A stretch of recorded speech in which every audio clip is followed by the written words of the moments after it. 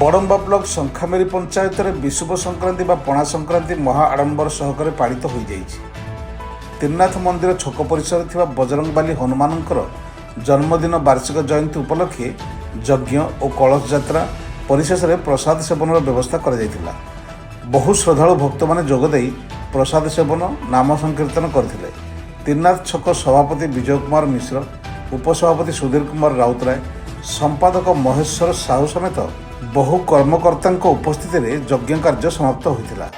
यह व्यतीत माँ दक्षिणकाली और मंगलांकर झमुयात्रा खूब चित्ताकर्षक होता। 120 हाथ लंबार गात खोल जाए निआ उपरे उभयों कालेसी और दंडुआ पाटदंडुआ माने अविश्वसनीय भाव निआ उपरे चलुथिले। विभिन्न मानसिकधारी मानकर अभीष्ट पूरण निमंते झमुयात्रार यह एक अभिनव प्रयास।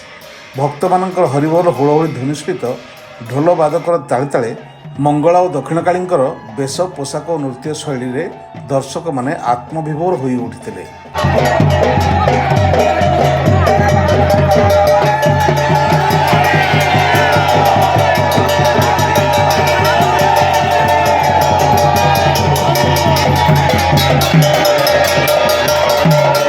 बड़म्बारू अशोक कुमार दास रिपोर्ट, चाणक्य टीवी।